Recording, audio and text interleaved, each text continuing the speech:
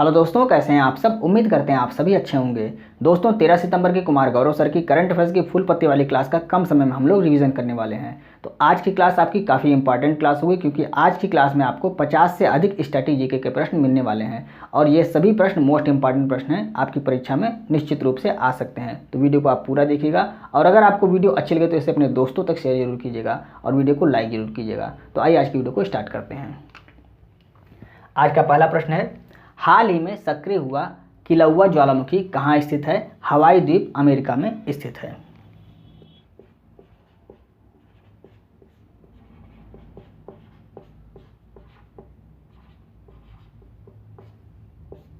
हवाई द्वीप अमेरिका में किलौआ ज्वालामुखी स्थित है।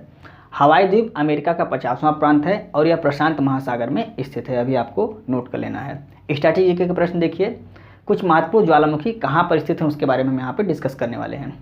पहला है किलौआ ज्वालामुखी और मोनोलोवा ज्वालामुखी, यह भी आपने देखा हवाई द्वीप अमेरिका में स्थित है। दूसरा है बैरन द्वीप ज्वालामुखी, ये अंडमान निकोबार में स्थित है, ये भारत का एकमात्र सक्रिय ज्वालामुखी है। एटना और विसुएज ज्वालामुखी ये इटली में स्थित है। स्ट्राम्बोली ज्वालामुखी ये भूमध्य सागर का प्रकाश स्तंभ इसके कहा जाता है और यह इटली में स्थित है।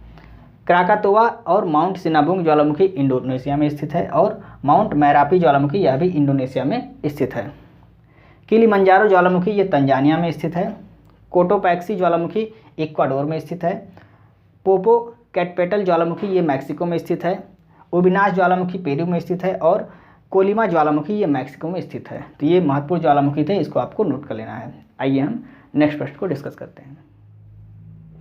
दूसरा प्रश्न है, प्रतिवर्ष दक्षिण दक्षिण सहयोग के लिए संयुक्त राष्ट्र दिवस कब मनाया जाता है। 12 सितंबर को मनाया जाता है। 12 सितंबर को दक्षिण दक्षिण सहयोग के लिए संयुक्त राष्ट्र दिवस मनाया जाता है। यहाँ पर दक्षिण का मतलब क्या है, दक्षिण या साउथ का मतलब क्या है, विकासशील देश, और नॉर्थ या उत्तर का मतलब क्या होता है, विकसित देश। इसको आपको याद रखना है। और यूएनओ द्वारा इसकी घोषणा की गई थी, यानी कि संयुक्त राष्ट्र दिवस मनाए जाने की, जो दक्षिण दक्षिण सहयोग के लिए संयुक्त राष्ट्र दिवस मनाए जाने की घोषणा किसके द्वारा की गई, यूएनओ द्वारा इसकी घोषणा की गई थी। आइए हम स्टैटिक जीके के प्रश्न देखते हैं। कुछ महत्वपूर्ण दिवस यहाँ पे दिए गए हैं जो इंपॉर्टेंट है परीक्षा के दृष्टि से, उसको हम देख लेते हैं। पराक्रम दिवस 23 जनवरी को मनाया जाता है। आर्द्रभूमि दिवस 2 फरवरी को मनाया जाता है। विश्व उपभोक्ता दिवस 15 मार्च को मनाया जाता है। विश्व जल दिवस 22 मार्च को मनाया जाता है। पृथ्वी दिवस 22 अप्रैल को मनाया जाता है। जैव विविधता दिवस ये 22 मई को मनाया जाता है। विश्व जनसंख्या दिवस 11 जुलाई को मनाया जाता है। राष्ट्रीय खेल दिवस ये 29 अगस्त को मनाया जाता है। भाला फेंक दिवस ये 7 अगस्त को मनाया जाता है। विश्व आदिवासी दिवस या इसी को भारत छोड़ो आंदोलन दिवस भी आप कह सकते हैं, ये कब मनाया जाता है, 9 अगस्त को मनाया जाता है। अंतर्राष्ट्रीय पुलिस सहयोग दिवस पहली बार 7 सितंबर को मनाया गया। राष्ट्रीय स्टार्टअप दिवस 16 जनवरी को मनाया जाता है। वीर बाल दिवस 26 दिसंबर को मनाया जाता है। अंतर्राष्ट्रीय साक्षरता दिवस ये 8 सितंबर को मनाया जाता है और विश्व पर्यटन दिवस ये 27 सितंबर को मनाया जाता है। सभी 15 प्रश्न मोस्ट इंपॉर्टेंट प्रश्न है, इसको आप अपनी कॉपी पर नोट कर लीजिएगा। आपको कमेंट करके बताना है हाथी दिवस कब मनाया जाता है, ये आपको कमेंट करके बताना है। आइए हम नेक्स्ट प्रश्न को डिस्कस करते हैं। तीसरा प्रश्न है, फिलीपींस में आयोजित FIBA विश्व कप 2023 की विजेता टीम कौन सी है। विजेता टीम जर्मनी है और जर्मनी इसमें पहली बार विजेता बनी है।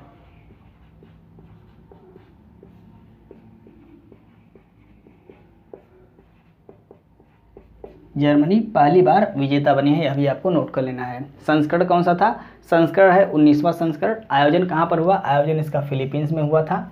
उपविजेता इसमें कौन रहा है, उपविजेता इसमें सर्बिया रहा है। और मूल्यवान खिलाड़ी कौन है, डेनिस श्रोडर, ये इस खेल प्रतियोगिता में मूल्यवान खिलाड़ी रहे हैं। तो ये आपको इतनी जानकारी याद रखनी है। सर्बिया की राजधानी क्या है, सर्बिया की राजधानी बेलग्रेड है, इसको भी आपको याद रखना है। सर्बिया की राजधानी क्या है, बेलग्रेड है। स्ट्रैटेजी के प्रश्न देखिए, जर्मनी के संविधान को क्या कहते हैं, वाइमर संविधान। जर्मनी के संविधान को क्या कहते हैं, वाइमर संविधान कहते हैं। अंडर 19 महिला T20 विश्व कप का आयोजन कहाँ पर किया गया, इसका आयोजन दक्षिण अफ्रीका में किया गया। इसमें विजेता कौन था, भारत इसमें विजेता है और इंग्लैंड इसमें उपविजेता रहा है। 15वां हॉकी विश्व कप 2023 का आयोजन कहाँ पर किया गया, उड़ीसा भारत में राउरकेला स्टेडियम में इसका आयोजन किया गया था और इसमें विजेता कौन रहा है, जर्मनी इसमें विजेता रहा है और उपविजेता कौन है, बेल्जियम इसमें उपविजेता रहा है। नेक्स्ट प्रश्न देखते हैं, हाल ही में सामरिक परमाणु हमला पनडुब्बी किम कुन ओके किसने लॉन्च किया है? किम कुन ओके किसके द्वारा लॉन्च किया गया है? उत्तर कोरिया द्वारा इसको लॉन्च किया गया है।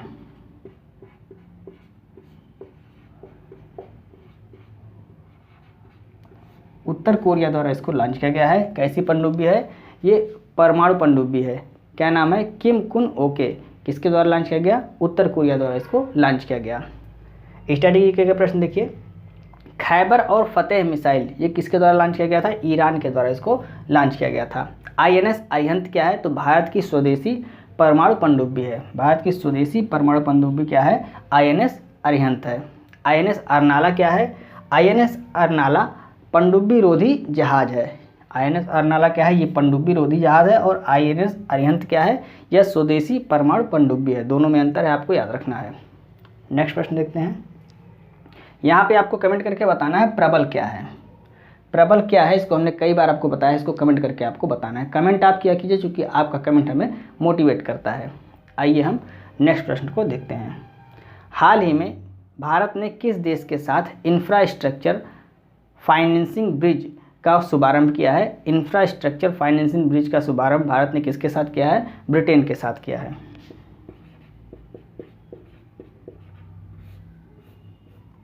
उद्देश्य क्या है इसका? उद्देश्य है भारत की बुनियादी संरचना में निवेश को बढ़ावा देना, है इसका उद्देश्य है। स्ट्रैटेजी के प्रश्न देखिए, यूके का दिवालिया होने वाला शहर, अभी हाल ही में उसने अपने आप को दिवालिया घोषित किया। कौन सा शहर है? बर्मिंघम। ये यूके का यानी कि यूनाइटेड किंगडम का दूसरा सबसे बड़ा शहर है बर्मिंघम। इसने अपने आप को दिवालिया हाल ही में घोषित कर दिया है। अजय वॉरियर्स युद्धाभ्यास किसके बीच होता है? भारत और ब्रिटेन के बीच होता है, यह भी आपको याद रखना है। आइए हम नेक्स्ट प्रश्न को डिस्कस करते हैं। छठवां प्रश्न है, हाल ही में भारत के सर्वोच्च न्यायालय के न्यायिक सहयोग के लिए किसके साथ समझौता ज्ञापन किया है? सिंगापुर के साथ समझौता ज्ञापन किया है।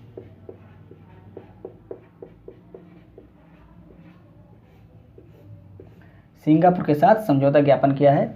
भारत के वर्तमान चीफ जस्टिस ऑफ इंडिया यानी कि मुख्य न्यायाधीश कौन है? DY चंद्रचूड़ हैं। सिंगापुर के मुख्य न्यायाधीश कौन है? सुंदरेश मेनन है। इसको भी आपको नोट कर लेना है। स्ट्रैटेजी के प्रश्न देखिए, पहला प्रश्न है, सुप्रीम कोर्ट के पहले स्थापना दिवस पर मुख्य अतिथि किसको बनाया गया था? तो मुख्य अतिथि सुंदरेश मेनन को बनाया गया था, यानी कि ये सिंगापुर के मुख्य न्यायाधीश हैं, इनको मुख्य अतिथि के रूप में बुलाया गया था। दूसरा प्रश्न है, सुप्रीम कोर्ट ने ई प्रवेश पास के लिए कौन सा ऐप लॉन्च किया है? सुस्वागतम ऐप लॉन्च किया है। सुप्रीम कोर्ट द्वारा इस सुस्वागतम ऐप को लॉन्च किया गया, आपको याद रखना है। नेक्स्ट प्रश्न है, हाल ही में खाद्य और कृषि संगठन ने किसानों के अधिकारों पर पहली वैश्विक संगोष्ठी का आयोजन कहाँ पर किया है? भारत में इसका आयोजन किया गया है। भारत के नई दिल्ली में इसका आयोजन किया गया है।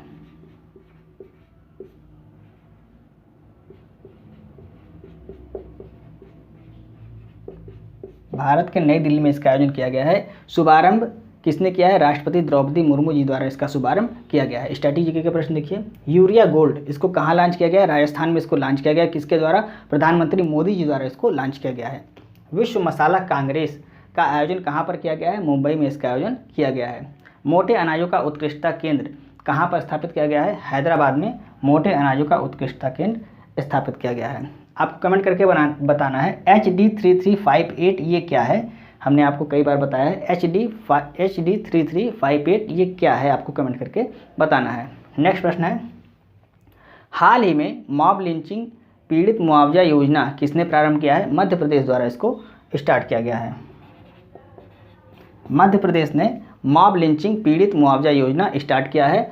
मॉब लिंचिंग होता क्या है? तो उग्र भीड़ के द्वारा हमला करना या निर्णय करना, ये क्या कहलाता है? ये मॉब लिंचिंग कहलाता है। सुप्रीम कोर्ट ने तहसील पूनावाला केस में कहा था कि मॉब लिंचिंग से जो पीड़ित परिवार होंगे उनको मुआवजा मिलना चाहिए, ऐसा सुप्रीम कोर्ट के द्वारा कहा गया था। और इसके बाद मध्य प्रदेश सरकार ने मॉब लिंचिंग में अगर किसी पीड़ित की मृत्यु हो जाती है, किसी व्यक्ति की मृत्यु हो जाती है, तो पीड़ित परिवार को 10 लाख रुपए का मुआवजा दिया जाएगा। अगर व्यक्ति घायल होता है तो पीड़ित परिवार को 6 लाख रुपए का मुआवजा दिया जाएगा, ऐसा मध्य प्रदेश सरकार द्वारा इसको निर्धारित किया गया है। मृत्यु होने पर 10 लाख रुपए मुआवजा और घायल होने पर 6 लाख रुपए मुआवजा दिया जाएगा। मॉब लिंचिंग पर कानून बनाने वाला पहला राज्य कौन सा है? मॉब लिंचिंग पर कानून बनाने वाला पहला राज्य भारत का राजस्थान है। इसको भी आपको नोट कर लेना है, ये मोस्ट इंपॉर्टेंट प्रश्न है। आइए हम नेक्स्ट प्रश्न को डिस्कस करते हैं। 9वां प्रश्न है, हाल ही में एशियाई तटरक्षक एजेंसियों के प्रमुखों की 19वीं बैठक का आयोजन कहाँ पर किया गया है? 19वीं बैठक का आयोजन इस्तांबुल, तुर्की में इसका आयोजन किया गया है।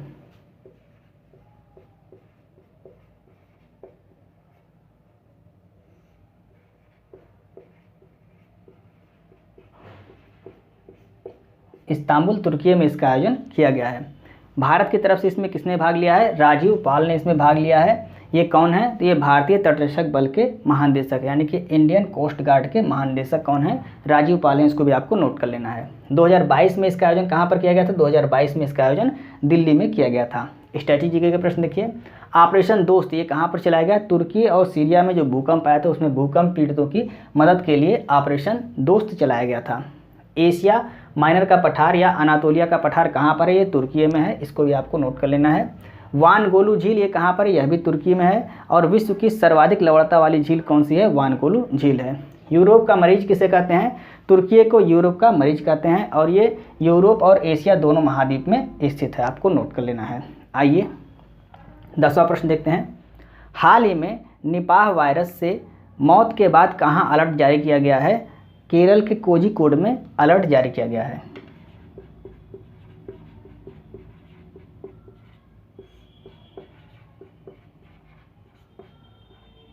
कोझिकोड केरल में अलर्ट जारी कर दिया गया। यहाँ पर निपाह वायरस से मौत हो गई जिसके कारण यहाँ पे अलर्ट जारी कर दिया गया है। शुरुआत कब हुई थी निपाह वायरस की? तो निपाह वायरस पहली बार ये मलेशिया के निपाह नामक स्थान पर पाया गया था, इसलिए इसका नाम निपाह वायरस रख दिया गया था। यह एक जूनोटिक, इससे जूनोटिक बीमारी होती है। जूनोटिक का मतलब क्या होता है? जानवर, ऐसी बीमारी जो जानवरों से मनुष्यों में फैलती है उसे जूनोटिक बीमारी कहते हैं। तो निपाह वायरस से क्या होता है? जूनोटिक बीमारी फैलती है। इसका वाहक कौन है यानी कि किस जानवर के कारण यह होता है? तो ये चमगादड़ के कारण या फ्रूट बैट के कारण, सुअर के कारण, इन सभी, इसके अलावा भी अन्य जानवर हैं। इसके अलावा यह बीमारी इसके माध्यम से यह बीमारी फैलती है। स्ट्रैटेजी के प्रश्न देखिए, पिरोला वायरस अभी हाल ही में इसको ढूंढा गया है। तो पिरोला वायरस क्या है? ये ओमिक्रॉन का नया वेरिएंट है। पिरोला वायरस ये ओमिक्रॉन का नया वेरिएंट है। H1N1 वायरस ये क्या है? ये स्वाइन फ्लू, इसको क्या कहते हैं? स्वाइन फ्लू कहते हैं। H5N1 को क्या कहते हैं? इसको बर्ड फ्लू कहते हैं। एलिसा टेस्ट किसके लिए होता है? ये एड्स के लिए एलिसा टेस्ट किया जाता है, तो इसको भी आपको याद रखना है। तो ये हैं फुल पत्ती वाली क्लास के 10 महत्वपूर्ण प्रश्न। उम्मीद करते हैं आपको वीडियो अच्छी लगी होगी। स्ट्रैटेजी के इसमें काफ़ी सारे प्रश्न हैं। वीडियो को अगर आपने पूरा देखा है, एक बार और अगर वीडियो को आप देख लेंगे तो सभी स्ट्रैटेजी के प्रश्न आपको आसानी से याद हो जाएंगे। तो अगर आपको वीडियो अच्छी लगे तो आप इसे अपने दोस्तों को जरूर शेयर करें और वीडियो को लाइक और सब्सक्राइब करना ना भूलें। अगर आपको इस क्लास की PDF चाहिए तो आप हमारे Telegram channel RK competition classes को ज्वाइन कर सकते हैं, जिसका लिंक आपको इस वीडियो के डिस्क्रिप्शन में मिल जाएगा। आप वहाँ से टेलीग्राम चैनल को ज्वाइन करके PDF को प्राप्त कर सकते हैं। मिलते हैं नेक्स्ट वीडियो में। जय हिंद।